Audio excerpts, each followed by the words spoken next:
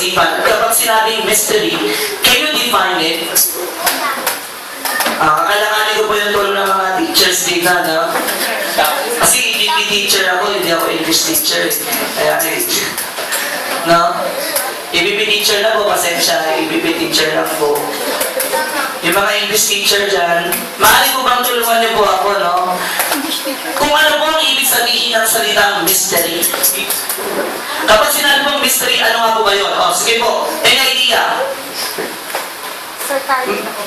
Beyond human comprehension. Ayun, beyond the human comprehension. Ibig sabihin, hindi daw kayang ipaliwanag ng isipan ng tao. So, beyond human comprehension. Yun. Another po. Ako, nagtatawag ako, no? Kaya lang, kunin ko lang ano ko, listahan ng mga pangalan, no? Nag-record lang ako, situation to. 85 sa mga kasagot, 75 sa hindi, no? Ayan, no? Another po, sige po, no? Bago po kayo bawasan ng ano. Meron po ba? Ayun, Kuya Gerald, no? Salamat po, no? Ay, nai-trading. Si Kuya, ano po ba? Hindi pa ako makasagot. Hindi siya naiintindihan. You cannot understand it. It's a mystery. Mystery, hindi mo kayang maintindihan. Sige, then. Something to something to see, something to know.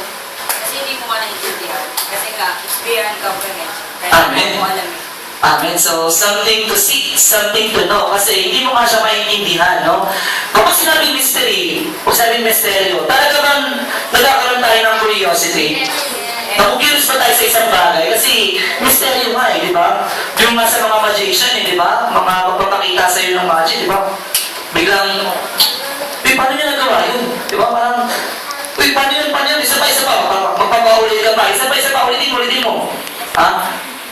Paano nga nagawa yun? Bakit tataka ka? Bakit? Kasi para sa iyo yung ginawa niya, parang parang hindi kaya ipaliwanag ng isipan, hindi mo alam, dinadaya ka lang yan, di ba? Parang, ayan o. When we say mystery, something to know, something to seek because you don't know it. Di ba? Yeah. No?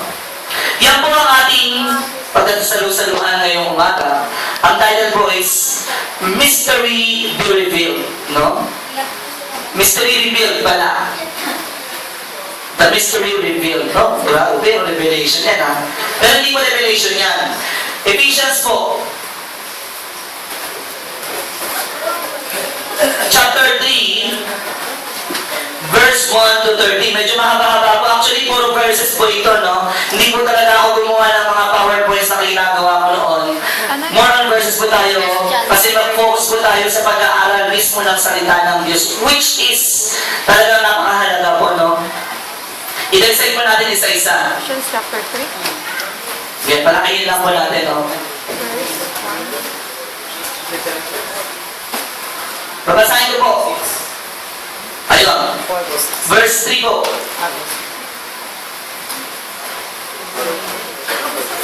Chapter 3, verse 1 pala. Basahin na po.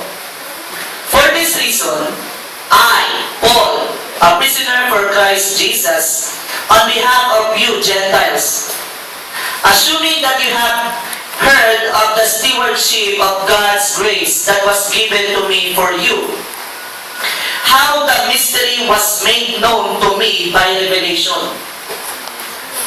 As I have written briefly, when you read this, you can perceive my insight into the mystery of Christ, which was not made known to the sons of men in other generations, as it has now been revealed to His holy apostles and prophets by the Spirit.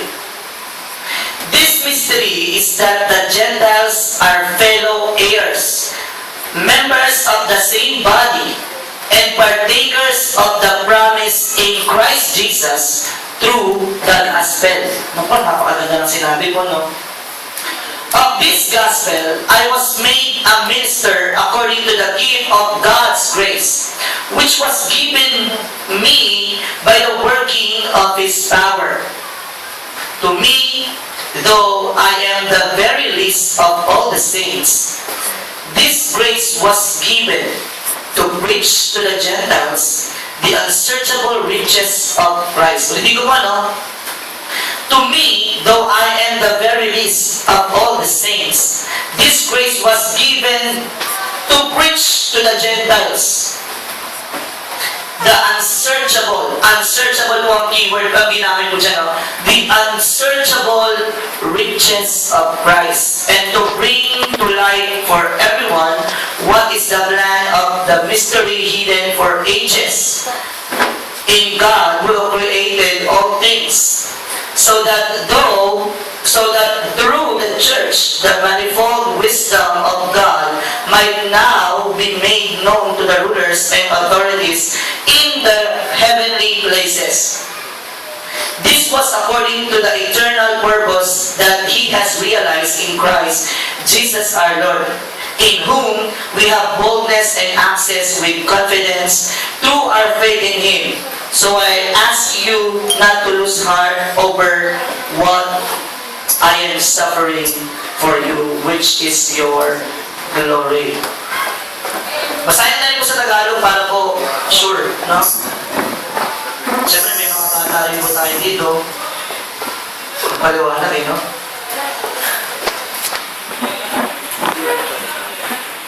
Verse 1. Dahil dito, akong si Pablo, na binilanggo ni Kristo, Jesus, alang-alang sa inyong mga hintil, ay dumadalangin sa Diyos.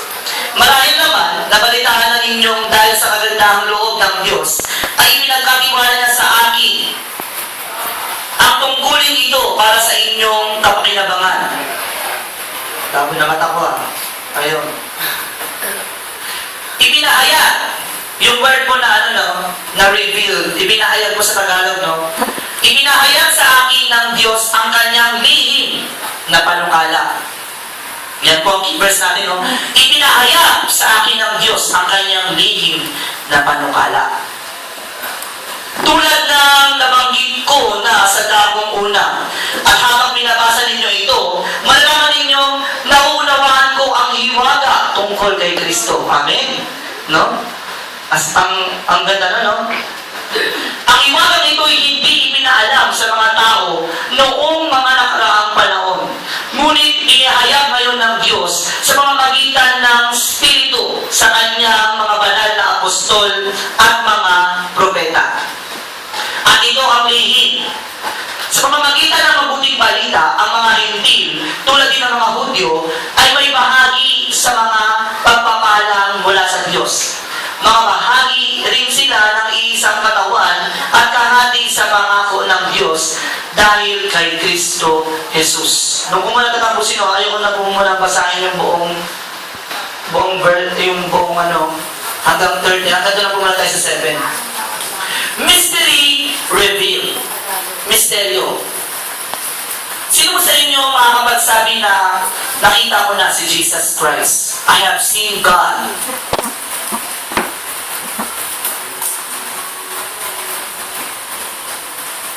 So wala ka. I will seek your face.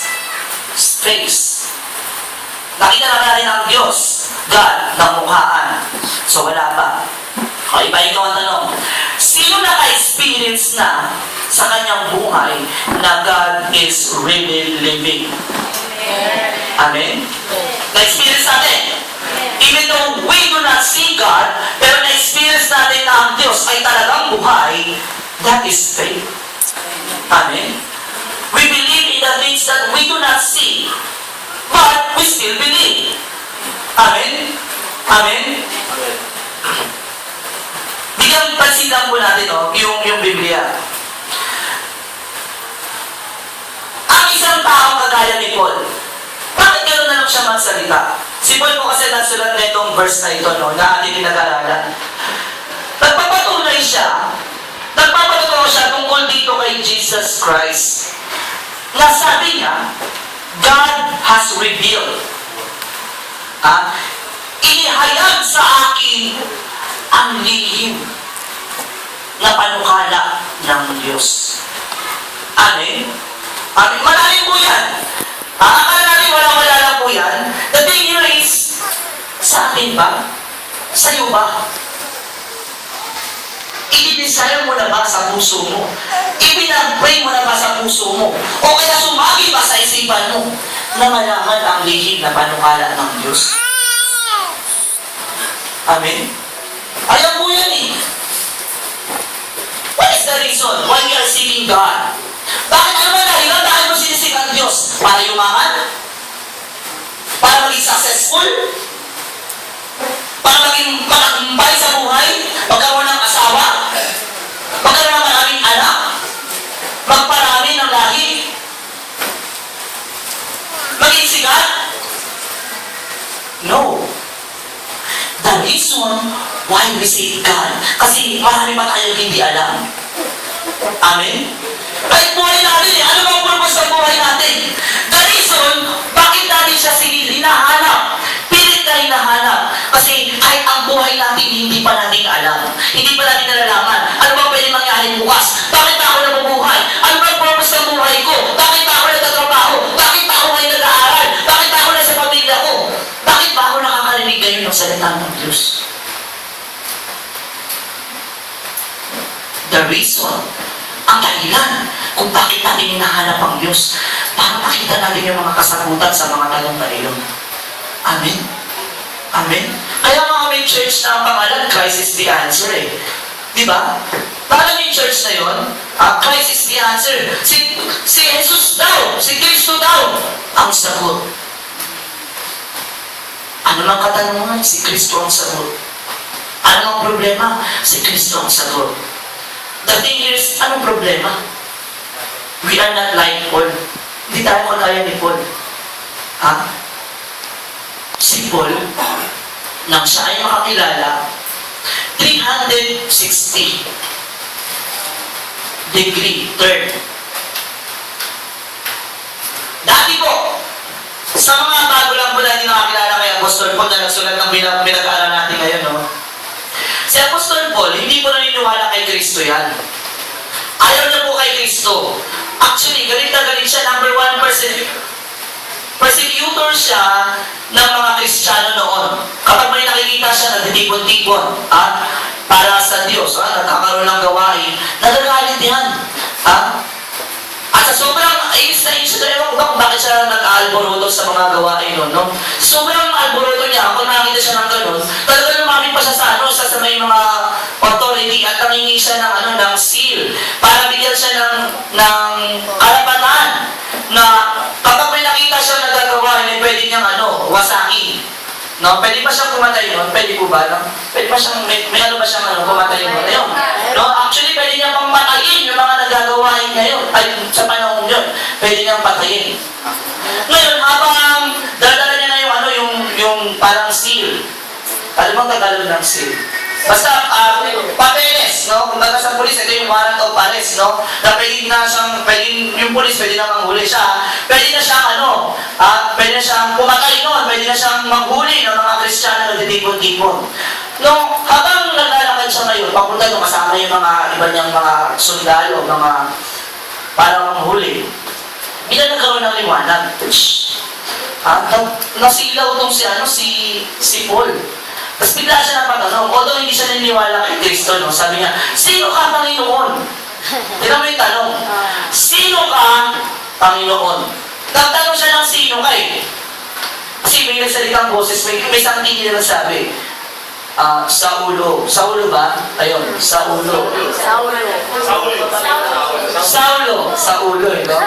Parang dagdagan mo na ng konti, parang ibang salita na eh, no? Baka, ayun. Saulo. No? Saulo. Bakit mo ako? Ay, Saulo. Sorry. Saulo. Bakit mo ako inuusig? Ay, narinig ang tinig. Nalaman siya, sabi, Saulo. Bakit mo ako inuusig? Gulat siya. Ano yun? Sino ka? Panginoon, sino ka, Panginoon? Nagtanong siya ng sino ka. Wala siya nakita, narinig niya lang. Sino ka, Panginoon? Hindi niya kilala yung nagsalita, pero alam niyang Panginoon yun. Amen? Yun ang mystery. That is God's mystery. Tayo sa ating mga sarili, bakit tayo nagpapanumbalik-balik dito sa simbahan? Hindi natin alam. Ano ba ang habol natin dito? Di ba? Minsan pag may problema ka, di ba? Parang nahiya ka na. Kasi, di ba, nahiya ka na ano. Pero pupunta ka pa rin sa simbahan. May nakaalitan pa sa simbahan, di ba? Ay, hindi ko gusto yung taong yan. Pero pupunta ka pa rin sa church. Why? That is the mystery of the Lord. Amen? Alam ng ating mga puso, although wala nagsasabi sa atin, although wala tayo nakikita sa ating mga mata, pero alam natin sa ating mga sarili ang mystery ng Panginoon. Amen? Marami pang revelation si Lord eh. The thing is, we do not see it. Amen? Hindi natin ito hinahanap. Amen po ba? Amen po ba? Ang mga lihim na panukala. Lihim. Kaya tinawag na lihim yan kasi hindi basta-basta yan sinasabi. Amen po ba? Amen po ba? Amen. Di ba? Pero, gustong sabihin ni Lord yan. But, with conditions. Amen? Halimbawa, ikaw, di ba? Kristiyano ka. Tapos takamad-tamad ka. Then you pray. Lord, gusto ko malaman ang iyong mga lihim na panukala. Gamitin niyo po ako mightily. Di ba? Mightily ba eh? Question. Pag si Lord nagtanong, if ever lang, halimbawa ako lang si Lord, halimbawa lang, Lord, patawarin niyo po ako, pero halimbawa lang ito, illustration. Kasi kung hindi sa akin ng ganyan, una ko natanongin, nagbabasa ka ba ng Biblia, anak? Pangalawa, nananalangin ka ba, anak? Pangatlo, ako ba talaga ang hinahanap mo? May mga iba't ibang reasons kung bakit tayo napupunta sa church. Ano mo ba? Iba't ibang reason. Iba, di ba, para may problema. Iba kasi ganun eh, no? Ang church kasi nagiging ano eh, nabasan ko ng sama ng loob, di ba? Pag sa bahay, hindi ka kasi pwedeng umiyak, di ba? Hindi ka makaiyak. Pero sa simbahan, sa dapat may narinig kang tugtog, bigla akong papayak. Di ba? Dito ako mapapayak. Pangalawa, nandito ang inspirasyon. Kaya nasa church, di ba? May mga inspirasyon talaga gusto ko talaga magpapogi, no? Talagang puporma ako, no? Kasi yung inspirasyon natin, no? Talagang nandiyan yung mga inspirasyon natin sa church. The thing here is, ano ba talaga ang purpose? Bakit ka napunta sa simbahan? Is that to know the mystery of Christ? Sige po, I challenge you po, no? Makibukas po tayo sa aklat ng Mateo, chapter 11, verse 25. Inano ko lang po yung mystery po, no? Yung revelation revealed to all, no? Mateo, chapter 11, verse 25. Sabi po dyan. Ayun. At that time, Jesus declared, I thank you, Father, Lord of heaven and earth, that you have hidden these things from the wise and understanding, and revealed them to little children. Yes, Father, for such was your gracious will. Sabi niya, all things have been handed over to me by my Father, and no one knows the Son. No one knows the Son except the Father. And no one knows the Father except the Son. Ito po ang pinakamaganda dyan. And anyone to whom the Son chooses to reveal Him. Ulitin ko po may nakita na po sa inyo sa Diyos. Wala pa. Kay Jesus Christ. Wala pa. Kasi yan ang sinasabi niya. No one knows the Father except me, sabi ni Jesus. And no one knows the Son except the Father. Ayan ang may karundong. And anyone, sabi po yun, to whomsoever the Son will reveal Him. At pwede tayo makilala natin si Jesus Christ. Amin po ba? We can meet Jesus. We can meet God in person. Personally, we can experience it. Bakit? Personally. Diba? No one knows the Father except the Son. No one knows the Son except the Father. And Sabi po dyan, no? And anyone to whom the Son chooses to reveal Him. Kapag napili ka ng Diyos na i-reveal niya ang kanyang sarili sa iyo, napakapalad. Amen? Kaya lang, may challenge ang Panginoon dyan. Gusto natin siya makita. May challenge siya eh. Akala natin ganyan-ganyan lang yan. May karugtong po na verse. Sabi dyan, come to me. Meron mo ba dyan? Ayun. Come to me. All who labor and are heavy laden, and I will give you rest. I-ano po natin, i-dissect po natin isa-isa, no? Pwede nakita sa atin ng Panginoon ang kanyang sarili. Amin po ba? Naniniwala po kayo doon? That's faith. Kapag pinaniwalaan yan, mangyayari yan. Pero kung ngayon pa natin ka naniniwala, bahala ka sa buhay mo. Malaki ka na, matanda ka na, di ba? Sungit eh, no? Ganun lang. Biro-biro lang yun, no? Ayun, no? Ang challenge mo ni Lord, come to me. Alam niyo ba yung awitin? Inabit mo sa'yo. Amen? Hindi na po uso yun. Ha? Totoo po. No? Kasi ang verse po ni Lord, draw near to God, and God will draw near to you. Amen? Sino gagawa ng unang hakbang? Tayo! Draw near to God. Anong challenge ni Lord? Come to me. May problema ka? Come to me. Gusto mo nakilala? Come to me. Gusto mo ma-resolve ang lahat ng problema mo? Come to me. Draw near to God, and God will draw near to you. Amen? Amen? Gusto natin malaman ang mystery ni Lord? Come to me. Gusto mo makilala? Come to me. If you will seek me with all your heart, di ba? With all your soul, kung ituturing mo kung kayamanan, handa mo ipagpalit ang lahat para sa kayamanan ito. Amen? Amen? Yung parabola, na ipinagpalit lahat, ipinagbili ng siya yung, mga kalakal ba yun, no? Mga kalakal, na makita niya yung pinakamahalaga, ano ba yun? Perlas ba yun? Perlas? Kayamanan. Kayamanan! Ha? Pinakamahalagang kayamanan. Ano ginawa niya? Ipinagbili niya lahat. Paano sa kayamanang iyon? Tayo ba? Kaya natin ipagbili ang lahat? Uy, sayang naman, pinagtrabahuan mo yun, no? Hindi mo literally ipagbibili mo ang lahat. The thing here is, can you honor God on what you have? Ha? Ano ba meron ka ngayon? Si Diyos ba? Ang Diyos ba? Si Diyos ba yun? Ang Diyos ba ang sentro niya?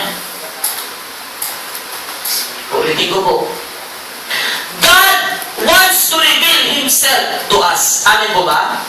Amen. Kung paano nasabi ni Paul, ang liin ng panukalan ng Diyos ay inihayag sa akin. Actually, ang purpose po ni Lord, no? Sabi mo niyan, sa kanyang mga disciples, go and make disciples. Di ba?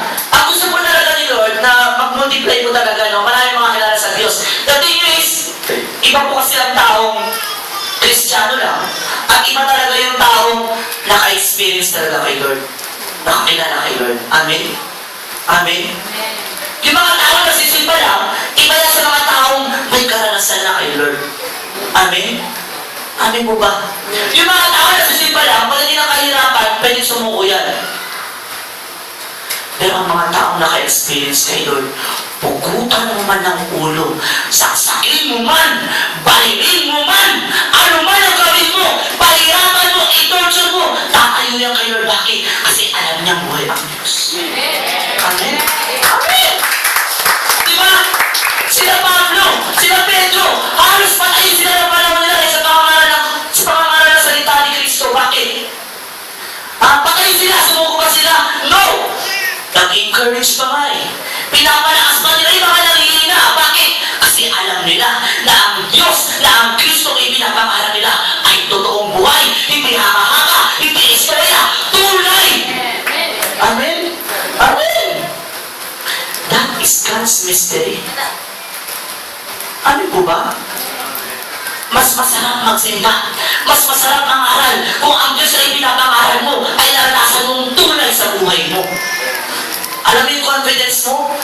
sa mabuhay o sa mamatay, sa Diyos pa rin, kapakinabangan pa rin. Kapakinabangan pa rin. To live is Christ, and to die is gain. Amen? Ayun yun. Mamatay man ako kay Kristo. Mamatay man ako kay Kristo, kapakinabangan pa rin yung bakit? Ang buhay ko, alam kong nasa tama. Amen? Nabuhay ka ba para magpain? Nabuhay ka ba para uminom? Nabuhay ka ba para mag-asawa lang? Nabuhay ka ba para mag-anak lang? Mababaw na reason para mabuhay yan. Kung yan lang ang reason kung bakit na mabuhay, napakababaw po niyan. Amin po ba? Amin po ba? Lahat ng bagay na ginawa ng Diyos, may dahilan po yan kung bakit nandyan. Tao man gumagawa ng isang bagay kasi may dahilan eh. Diyos pa kaya. Amen? Kung ang tayo gumawa ng orasan, ang purpose niyan, para malaman natin ang oras. Amen? Ang Diyos ginawa ang tao para kumain lang. Parang ang babaw, di ba? Nag-guess ba yung punto ko? The thing here is, ginawa ng tao ang orasan para pakilabangan ng tao yung orasan. Talindihan niyo? Ginawa ng Diyos ang tao para pakilabangan naman ng Diyos ang tao. Hindi ka nabubuhay para pakinabangan mo lang ang sarili mo. Ano man ang nagmula sa Diyos, ibalik natin sa Diyos kasi ang Diyos ang totoong may-ari. Amen? Doon mo masasabing, you will honor God in all that you have, kahit ang buhay mo. Amen? Amen. Pasabi-sabi tayo, si Kristo ang sentro ng buhay ko. Totoo ba yun? Paano masasabi si Kristo ang sentro ng buhay mo? Si Pedro ang gayahin natin dyan. Anong sabi ni Pedro? Whether you eat or drink, kumain ka man o uminom ka man, uminom ka o kumain ka para sa Panginoon. Amen? Nagpapayakas ka para sa Panginoon. Diba? Kailangan ko nga yun. Kailangan kasi good looking ako sa crush ko eh. No? Mga ganun eh. No? Kailangan good looking ako. Diba? Kailangan ko mag-exercise para macho. No? No? Minalala ko yung na ng kwento ng mga kaya kasi sa Diyos ako po yan, no? Ayun. Sabi ni Jesus, no one knows the Father except me. No one knows the Son except the Father. And whomsoever, nawala, no? And anyone to whom the Son chooses to reveal Him.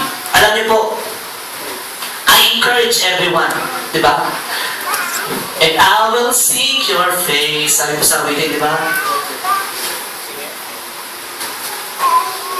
We should seek God. Yung tipong talagang, iba po kasi talaga yung ano eh. Yung tipong naghahanap ka na, you will risk everything para doon sa bagay na hinahanap nyo. Amin po ba? Pag-ibig po yung pinupunto ko, i-risk mo, itataya mo ang lahat. Di ba? Para doon sa isang bagay. No? Napanood ko pa sa isang documentary noon, yung mga treasure hunters, no? Sa Channel 7 ko ata napanood yun, no? Ano yun, mayaman talaga yung tao yun, no? Gumastos siya, alam mo, bumili siya ng panghukay, nag-hire siya ng mga tao, para hanapin lang yung isang jar ng unang panahon, di ba? Si mga antique, di ba, mga mamahalin yun? Kapag nakita ka ng isang antique na jar, di ba, parang malibenta mo ng mahal yun. Alam nyo, isinugal na lahat ng kanyang pera. Araw-araw sumisweldo yung mga tauhan niya na wala mang nakikita ang jar. Pero isinugal niya pa rin yun. Ganun siya nag-take ng risk. Nagigits niyo yung punto ko? Alam nyo, yung law of investment, tax law of investment, no? Hindi ko siya nilang tayo ngayon, eh, no? I-share ko lang po, no? Sabi po sa law of investment, no? Higher risk, higher return. Lower risk, lower return. Dito po yan. Ano ibig sabihin nun? Halimbawa, malaki ang kapital mo, no? Nag-i-invest ka sa isang bagay. Malaking pera yan, bawa, 1 million. Malaki yun. Isusugal mo ngayon doon, itataya mo ngayon doon sa investment mo kung magtatagumpay ba o hindi. Kasi pag sinabi investment, hindi pa sure yan kung magtatagumpay o hindi. Amin mo ba? Pero kung kumita yan, tuloy ang pera mo. Kapag hindi, babay sa pera mo. Diba? Ganon. Higher risk, higher return. Kung 1 million na ginaya mo, kumita, malaki ang return. Higher risk, higher return. Kung maliit ang in-invest mo, halimbawa 1,000, di ba? Maliit lang din ang return. Lower risk, lower... Ay, dito yung pinupunto ko.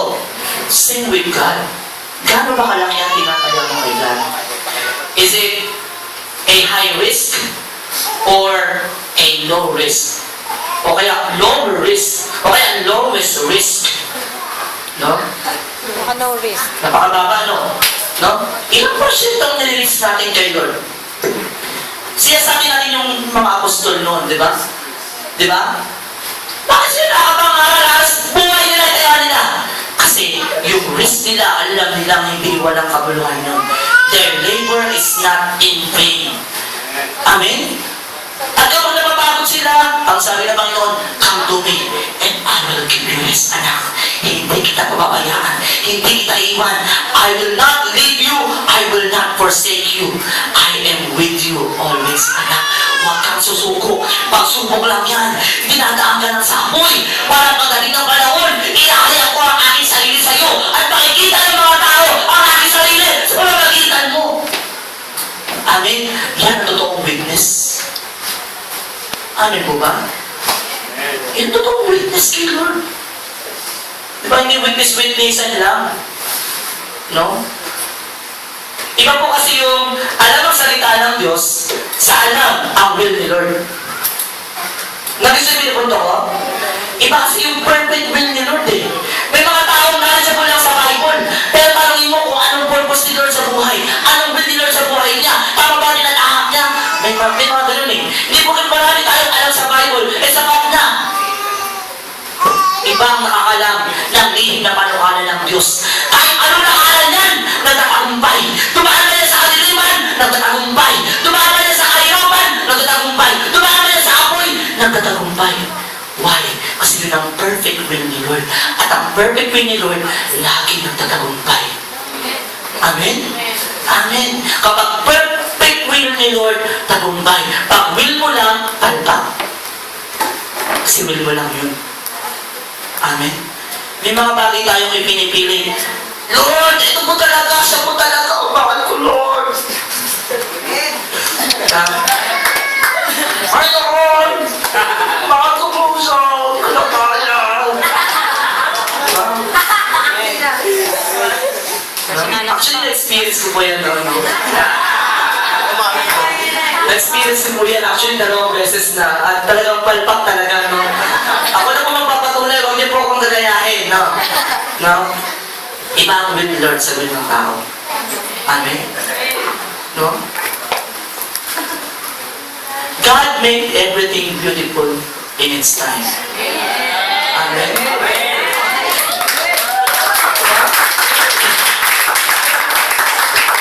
Diba? Kapag palpak ang pag-ibig mo ngayon, hindi pa tayo. At kapag na-experience mo na yan, tapos naging successful, time na yun, at beautiful yun. Ito pag-ibig na yung sama natin. Sige, wala pa ako. Siya pala ako. Ayun, no? Hindi, talagang masarap po kasing mag-ano, no? Lalo kapag inspire tayo kay Lord. Amen? Iba po kasi kapag inspire tayo kay Lord, no? Na talagang bago ka tumayo, no? Yung puso mo inihanda mo kay Lord. No? Bago ka talaga mo sa church, yung puso mo, yung isipan mo, Lord, ikaw bahala. Tatayo ako dito, Lord. Hindi ako. Ang itataas, ikaw, Lord. No? Sige po, pagpatuloy po natin. Pwede ko po, ano? Gusto i-reveal ng Diyos ang kanyang sarili sa atin. The thing is, sinachallenge siya tayo. Come to me. Amen? Amen. Sige po, next verse na ating pag-aaralan. Ayun, Roma. Yun. Tignan niyo po ilang beses na po natin na pag-aralan yan, pero may iba pa palang meaning yan, no? Talagang napakaganda po kasi yan eh. Roma, chapter 1, verse 16 to 17. Tignan niyo po. Ito po yung revelation dyan. 1, 16 to 17. Ayun. Basahin ko po sa English. For I am not ashamed of the gospel, for it is the power of God for for salvation to everyone who believes, to the Jew first and also to the Greek. For in the righteousness of God is revealed from faith for faith, as it is written, the righteous shall live by faith. Ulitin ko po, no? Kasi revelation po ito, no? It's all about revealing. It's all about knowing. Diba? Knowing the revelation of God sa atin. Amin po ba? Yun po pinupunta natin dyan. Sabi po dyan, no? Sabi po ni si Marcelo ito, ng Roma, si Paul. Si Paul talaga, idol ko ito eh.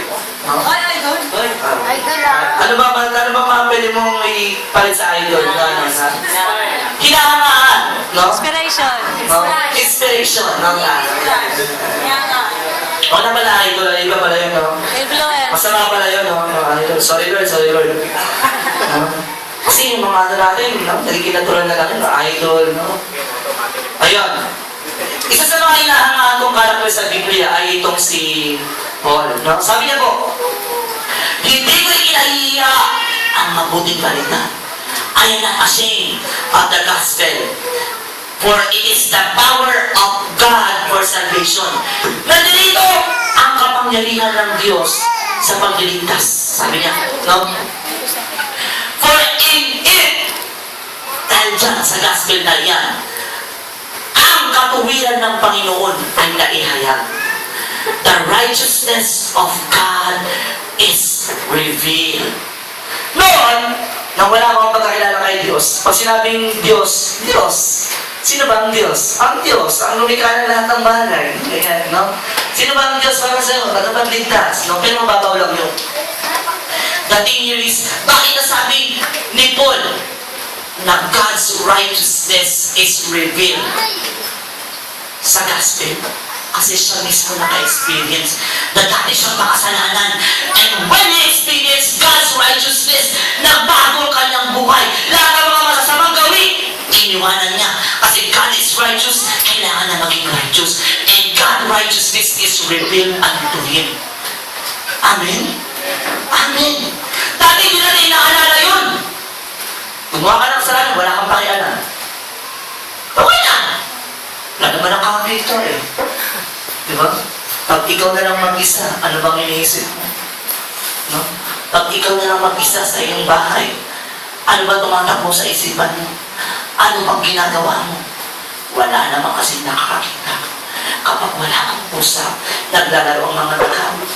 Ganyan lang sinasabi sa mga estudyante ko eh. No?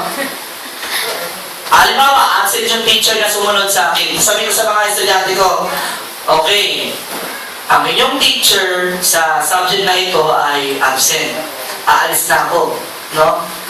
Kapag wala ang pusa, naglalaro ang mga, sabi sila, Daga!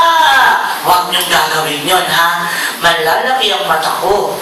Sasabihin ko sa kanya, malalaki ang mata ko, subukan niyo lang. Subukan niyo lang. No? Opo, alam mo, babae niya, tahimik yan, no? Pagkalabas ko ng classroom, no? Sisilip ulit ako. Ay, tahimik pa yan, no? Kunyari, hindi na ako pala yung mga estudyante, kunyari, alis na ako, tapos nakasilip ako sa pinto, alis na ako. Papadunugin ko na malakas yung ba ako, tapos nakasilip na ako sa pinto sa likod ako, gano'n, pinto ako sila. Tapos tahimik pa yan. Kapag totoo umalis na ako, ayan na. No? Bigla na may lalapit doon sa kwartong pinuntahan ko, Sir, may nagsusuntukan. Huh? Sir, ako nagdudugo na yung ilong. Naku, saglit lang ako umalis, may nagdugo na ang ilong. No? Grabe, pag wala talaga ang pusa, naglalaro ang mga daga. Kaya nga talaga dumadami yung guhit ko dito. No? Parang tumatanda na ako eh. Grabe. Pero sa Diyos pa rin ang kapurihan, no? Hindi sa looks yan, no? Sa heart yan. Amen, no? Wala sa looks yan. Nasa puso yan. At kano ba kalaki ang puso mo kay Lord? Nandun yan, no? Amen, no? Sige po, no? Balik po tayo. I am not ashamed of the gospel, Lord, no? For the power of God is revealed, di ba? His righteousness is revealed in it. Ano? Are you aware of the gospel of God? Pinabasa mo ba yan? Kung hindi, basahin mo na. No? Ano? Kailan? Huwag mo lang ipagpabukas. Mamaya rin. Saan ka magsimula? Bibigyan na kita ng pagpipilian. Pwede ko magsimula sa New Testament, Mateo hanggang Revelation, pero kung gusto mong masimulan lahat ng kasaysayan, bago pa nagkaroon ng Mateo, pagsimula ka sa Genesis. No? Sabi ni SpongeBob, procrastination. No? Huwag yung mamaya-mamaya na, no? Mamaya na. Hanggang sa hindi mo na magawa, nakamamaya mo na, wala ka na nagawa. Buong maghapon, wala ka nagawa, kaya napapabasa ng Biblia, wala. Ano nangyari? Deliver sa ni Lord? Deliver sa akin ni Lord, talagang napakagaling ito, no? Kalukuhan yun, di ba? Malilipin lang ang mga bagay, ang mga lihim na panukala. If you are sincere sa paghahanap, parang treasure hunter, kahit gano'n nakalalim, Ang lakas ng loob. umulan, nagbukay pa rin, bumaha, pinatingnan lang yung baha, nabuhay pa rin. Ang almusal, pandesal. Tanghalian, biskwit. Nabubuhay pa rin. Bakit? Kasi ang nasa isipan niya, hindi na babago. Kailangan makita ko ang kayamanan na iyon. Ang napakahalagang kayamanan. Kahit mapagod ako, kahit mawalan ako ng lakas, kailangan ko makita ang kayamanan yun. Kakain ako para lumakas. Kasi sa kayamanan yun, gusto ko makita, gusto ko matagpuan. Hanapin natin ang kayamanan yun. Kahit mapagod tayo. Amen? Amen? Amen. No? Ang lihim na panukala ng Diyos. Actually, isa po sa pinag-pray ko po yan, Lord, bali yun naman po ang paningin na sa amin. No? Na kung talagang i-restore niyo ang church namin, turuan niyo mga puso namin maging uhaw sa iyo. Yun po ang sikreto, yung kauhawan sa Diyos. Amin mo ba? Kapag ikaw hindi ka nauhaw sa Diyos, magtanong ka na, bakit di na ba ako nauuhaw kay Lord? Kasi ang totoong uhaw sa Diyos, kumakain ng salita niya. Amen? No? Huwag kang umasa sa naririnig mo lang. Gumawa ka ng paraan. If you want God to reveal Himself to you, seek Him. Seek me, sabi ni God, and you will find me. If you will not seek God, then you will find nothing. Wala ka namang hinanap eh. Amen? Yun lang po ang logic doon. Sige po, pagpatuloy po natin, no? Ay, malapit na. Kung maaga tayo matatapos, no? Pero malapit na po. Nasa ano na po ko? Nasa fourth part, no? 1 Peter chapter 3, verse 12.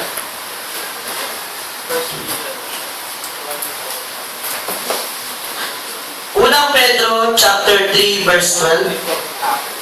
Nasa ika-apat na parte na po ako ng aking pag-share. Sana po nag-enjoy po kayo, no?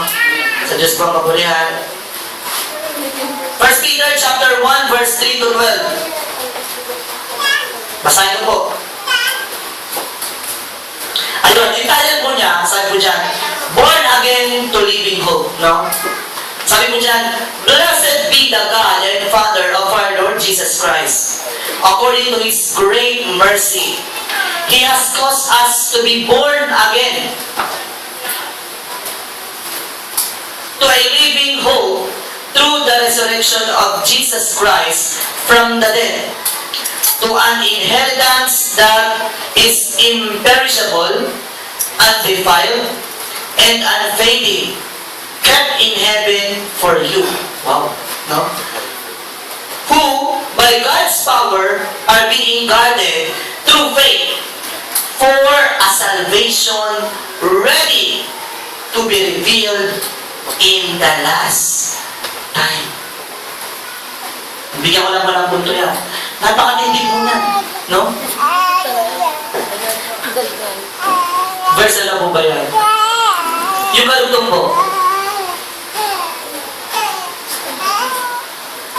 Ay, pakibalik na lang po ulit. Ayan, no?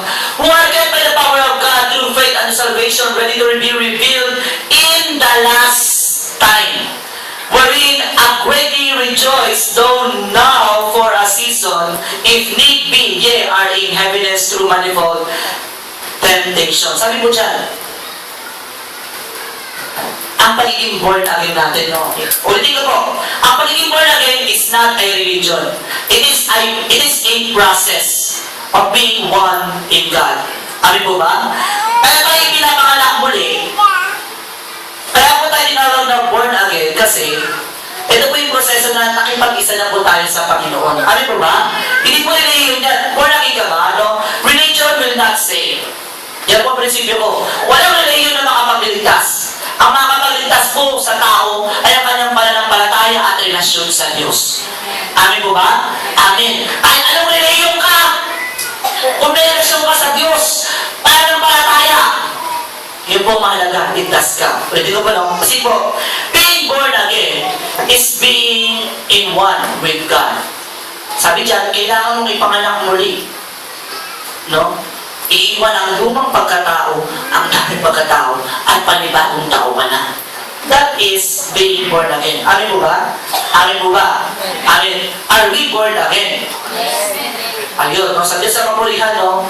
Kasi ang totoong born again, naka-experience kay God yan. Amen. Yung talaga naranasan ng ipinanganak siyang muli. At ang yung maka-experience ka ng ipanganak kang muli is an experience that you will never forget. Kung hindi mo pa na-experience yan, ipag-pray mo na i-reveal sa'yo ni Lord. Diba? Masasabing revelation yan. Ang mystery na magiging born again. Masasabing revelation kapag ikaw mismo na-experience mo na. Nag-issue din yung punto ko. Halimbawa, may mga magician, tapos may palabas na expose. Napapala niyo yun? Yung Magic G-Wing ba sa Channel 5 yun? Napapala niyo ba yun? Magic G-Wing? Yung papakita yung magic. Yung wala yung paalam. Tapos, i-reveal yung magic afterwards. Ay, ganun pala yun. Ang pagiging born again. Narinig mo lang yan. Kung di pa na-experience, ibig sabihin, hindi pa nare-reveal sa'yo yan. Once you experience it, doon masabi, nire-reveal sa akin, Lord, ang pagiging born again. Tunay nga talaga. Amen? Amen! Ayun yun. Kung di mo pa na-experience, I encourage you, I challenge you, pray for it, seek for it. Amen? Amen. Then revelation will come. God will reveal Himself. Pagpapatuloy ko lang po, no? Sabi ko dyan, verse...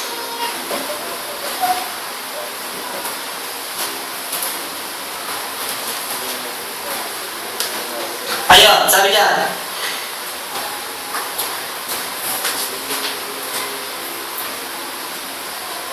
Peter na pala yan, no? Nasa Roma pa rin pala itong Bible ko. Wait lang po, pasensya na. Yun, 1 Peter 1:3-12. Dito naman tayo sa 6. In this, you rejoice, though now for a little while. If necessary, you have been grieved by various trials, so that the tested genuineness. Ano pa man doon, genuineness of your faith, more precious than gold, that perishes though it is tested by fire, may be found to result in praise and glory and honor at the revelation of Jesus Christ. Basahin mo ako sa Tagalog, no? Para mas talaga natin maintindihan. Unang Pedro.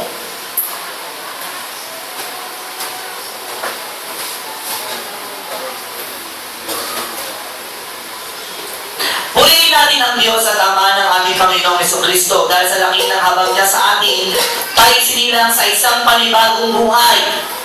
Sa pamamagitan ng muling pagkabuhay ni Jesucristo, ang bagong buhay na iyan ang nagbigay sa atin ng malaking pag-asa. Nakakamtan natin ang isang kayamanang walang kapintasan, di masisira at di kukupas. Ang kayamanang iyay nakalaan sa inyo doon sa langit. Sapagkat kayo'y sumampalataya, iingatan kayo ng kapangyarihan ng Diyos, samantalang hinihintay ninyo ang kaligtasang nakalaang ihayag sa katapusan ng mga panahon. When we say, kayamanan sa langit, heaven, pwede ba itindihan yan? Sa totoo lang, ano mo ba? That is, yun ang sabi. Paano nila na ipaliwanag sa iyo na there is kayamanan sa heaven, that there is room sa heaven, na meron palang kanilang buhay pagkatapos nito? Paano nila napaliwanag sa iyo yan? Yun ang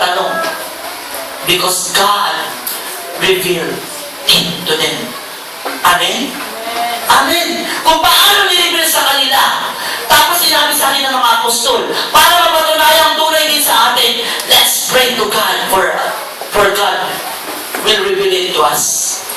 Amen? Amen yun. Another.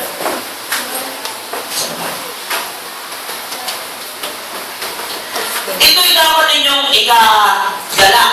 Bagamat maaaring magdanas muna kayo ng iba't ibang pagsubok sa loob ng maikling panahon. So, daranas talaga tayo ng pagsubok, no? Dapat when we seek God, we want revelation from God, no? Habang dumarami ang nalalaman mo, actually, dumarami rin ang responsibility. No? Pero, for God's glory yun. Ano magkakatiwalaan sa maliit, pagkakatiwalaan ng Diyos sa malaki. No? Sige po, diretso po natin. Ang ginto na nasisira ay pinararaan sa apoy upang malaman kung talagang dalisay. Gayon din naman ang inyong pananampalataya na higit kaysa ginto ay pinararaan sa pagsubok upang malaman kung talagang tapat. Sa gayon, kayo'y mabuburihan, dadakilain at parangalan sa araw na mahayag si Heso Kristo. Sa araw, sa oras na ang Diyos ay maihahayag si Kristo, kasama ka kung ikaw ay nasubok o nagdaan sa apoy at talagang napatunayang dalisay at tapat. Amen? Amen. No? Sige po. Ayun. Dito ka na po tatapusin. Pastor, medyo maaga po. Pasensya na po. Sige po. Okay. Ayan. Sa isang panyaga. Ayun. Dito ka na po tatapusin. Paborito ko pong verse kapag hindi ko na po alam ang sagot, no? Deuteronomy 29:29. May revelation po yan. Akala niyo po, ganyan-ganyan na po yan, no? Sabi dyan, the secret things belong unto the Lord our God. But those things which are revealed belong unto us. Pwede ko po, the secret things belong unto the Lord our God. But those things which are revealed belong unto us and to our children forever, that we may do all the words of this law. Basahin mo na po sa Tagalog. Para lang namin natin yan. Kasi ano po yan eh. Deuteronomy 29:29. Pag discipleship ko, ayan mo talaga yung lagi kong sinasagot kapag hindi ko na po alam ang sagot, no? Ang Diyos ang nakakaalam, no? May mga bagay, ang Diyos lamang ang nakakaalam. Yan ang sabi ko dyan, kaya safe ang sagot na yon. Pero ito po, iba po ang revelation natin dito, no? Deuteronomy 29:9. May mga bagay na mananatiling lihim, at yaon ay para kay Yahweh lamang.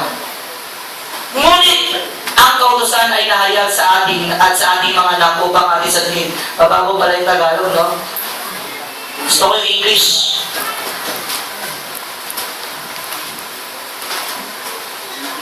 Ayan, basahin ko po. 29:29. The secret things belong to the Lord our God, but the things that are revealed belongs to us and to our children forever. Hindi ko po, no? May mga bagay talagang ang Diyos lang ang pwedeng makalam. Amen. Amen. Lahat ba ng bagay, alam mo?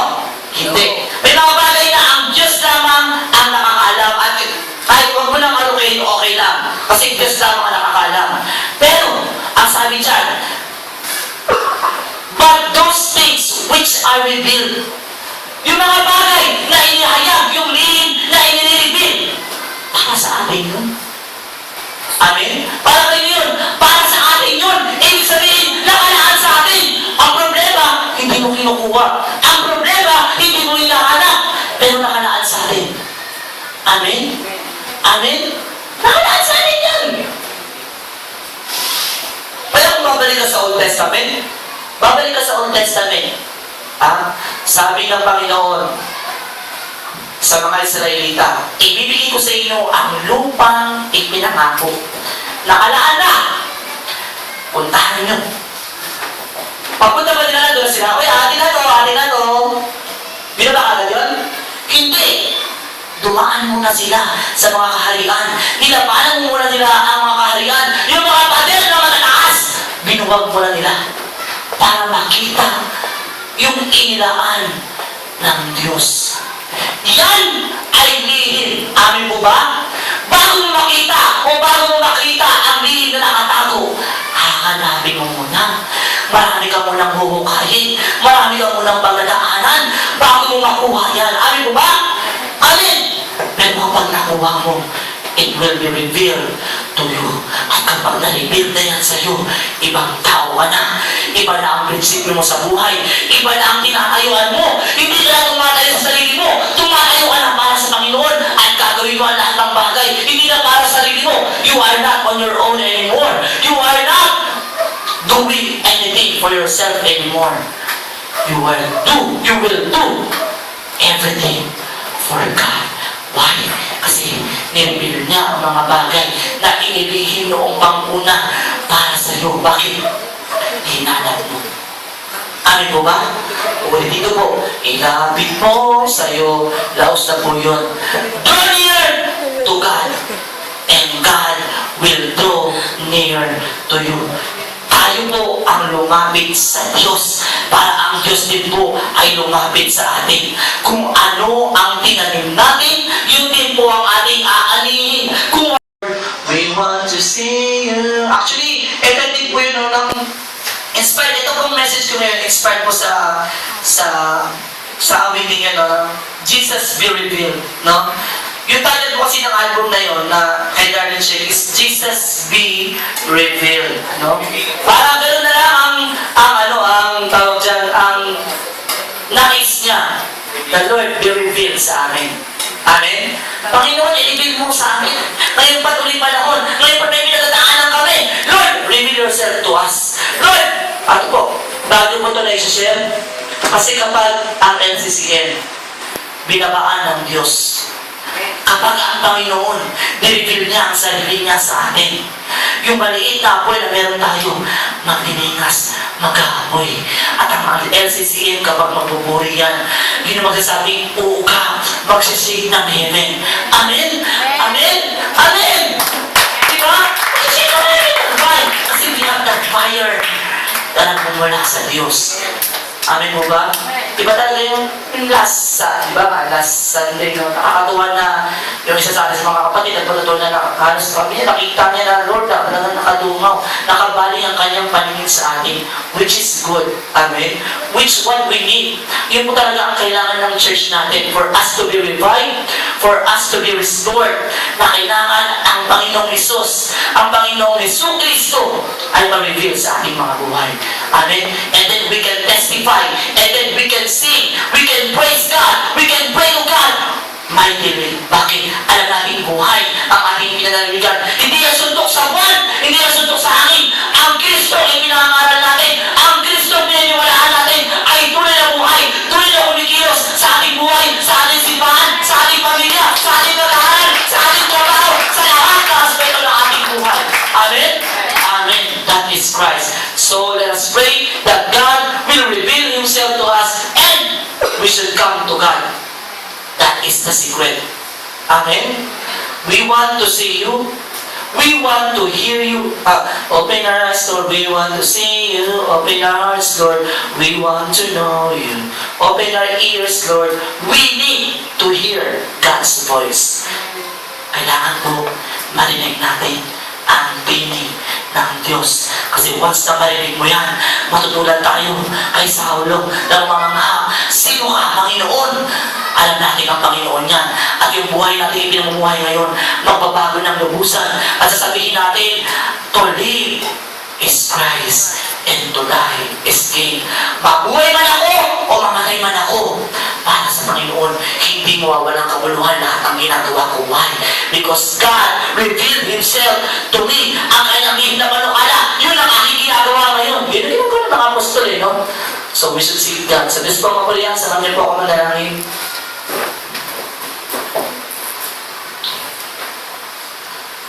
Father God, Ama namin sa langit,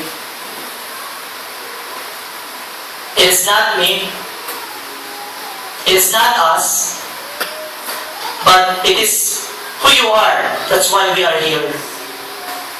The reason why we are here because of you. Lord, ano man ang aming gawin? Ano man ang aming pinag-iisipan? Ano man ang aming mga gagawin desisyon? Lord, let us consult you. Lord, sinabi niyo po sa inyong mga salita, we should not lean on our own understanding. Kailangan pumanangan po kami sa iyong karunungan, and you will direct our path, Panginoon. Kayo po magtuturo sa amin ang tamang daan. Lord, let us not our will. Huwag niyo po sana hayaan ang will po namin ang masunod, but your will, your perfect will. Kasi alam po namin, kapag nalalaman po namin ang iyong perfect will, kami po yung magtatagumpay, alam mo ang aming lakaran. Panginoon, i-reveal niyo po sa amin. Lord, please, we pray to you. Selyuhan niyo po, Panginoon, ang aming mga panalangin ito. Na i-reveal niyo po, Panginoon, sa amin na ikaw ay buhay, ikaw ay totoo. Naging ang iyong mga panukala sa aming mga buhay. Kailangan po namin ito, na sa gayon ay hindi po kami palakad-lakad sa ilang na walang direksyon. Kailangan po namin ang direksyon niyo po, Lord. Your revelation, we need it, Lord. Muli po, salamat po. Let us desire you. Let us desire revelation. Let us desire you in all things, Panginoon. Kayo po ang aming lahi. Let us apply the verse, seek ye first the kingdom of God. Let us seek you first before anything else sa aming mga buhay. Lord, pagising sa umaga, ikaw ang aming inaawitan. At kami po'y naghihintay ng iyong pangungusap. Lord, salamat po maging sa aming pagtulog at tayo po namin lang iyong pangungusap muli. Salamat po sa lahat. Salamat po sa mga puso na dirito. Lord, kayo na pong bahala, Panginoon, sa mga nakapakinig na yung salita. Ang kanilang isipan, ang kanilang puso ay iyong pag-ingatan sa kanilang pag-uwi. Muli po, salamat po ulit sa